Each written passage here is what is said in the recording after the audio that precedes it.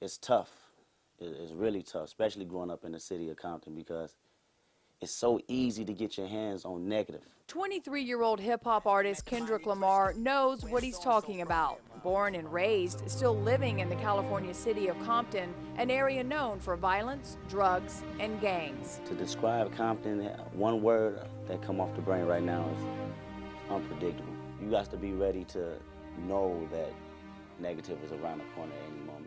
Me, I'm from the hub city, yeah, the Compton court building. Caught a murder when his homie died. Judge caught feelings, I'm on Rosecrans. He's been rapping about Compton since the age of 13, calling himself, in his words, a good kid in a mad city. Thank you. When I actually got on the mic and I heard my voice, it's something about that.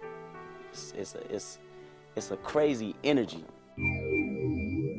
Kendrick tells me his songs evolve from what he's seen and heard here, and while the struggles have been constant, he's trying to send a message of hope and respect in a lot of his work. When I say these words, hopefully I can change something, whether it's a person or the neighborhood. It can start with just a small word out the mouth. And the hip-hop industry now starting to take notice. Late last year, rapper Dr. Dre, who was given heads up by Eminem's manager, Paul Rosenberg, gave Kendrick a shout-out while on a Los Angeles radio station. I'm looking forward to work with this new cat by the name of Kendrick Lamar out of Compton. And that was it. I'm trying to learn something new. I'm trying to find myself. I'm searching deep for Kendrick Lamar. Kendrick's recording in the studio on Dre's latest release, Detox. The two photographed together recently at a Lakers basketball game. The young artist has also landed a spot on one of music's most respected magazines, XXL, one of 11 up-and-coming talents the industry considers the future of hip-hop. But Kendrick tells me the road to this point, anything but smooth. And when we hit the streets of Compton with the young rapper, the memories begin to flood. Oh, it feels crazy being right here, being on this side of town. Just steps from his family's first apartment building, Kendrick remembers walking the streets often with his mom, his dad at work, his uncles, he says, spending time hanging out on the street corners and at the local liquor store. Where are we? This is the county building. Compton County Building, Public Social Services. Every month. Oh, every month. We'll walk down here and get our support, food stamps, and we go shopping after that. We in the grocery store. This means a lot to me. It represents a struggle. When I'm seeing everybody with their kids, I can relate to that because I was them.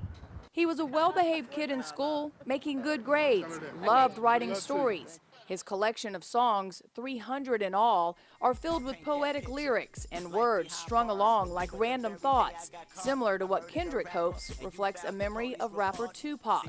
Speaking of family and faith, he often questions it all. I found myself losing focus at a Sunday service. Embarrassed, so I start questioning God, what is my purpose? Kendrick's parents never finished high school, moving often in the city of Compton, but they have stayed married. His dad, a constant in his life. I was probably like the only one out of my friends. I had about 30 friends in the neighborhood. I'm the only one that had a pops there every day telling me, yo, don't do that. He believes the family unit, including his grandmother Estelle, kept him focused and alive. Each day, walking 6 or 7 blocks each way to and from high school with friends, Kendrick admits he was shot at several times. We knew times when to walk and when not to walk. You mean gangs? Yeah, gangs. Gangs. So you're in the middle of the gang action. Oh yeah, Compton. And you know it? Yeah. At that age? Yeah, you know it at the age, around the age of 8. These days, he's in the studio every day, rhyming, writing, and recording.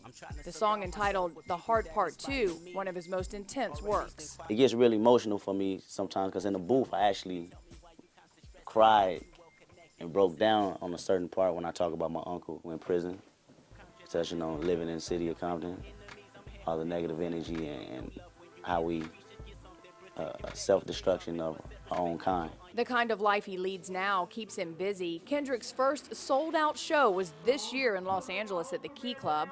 Dr. Dre, his lifetime idol, made a surprise visit.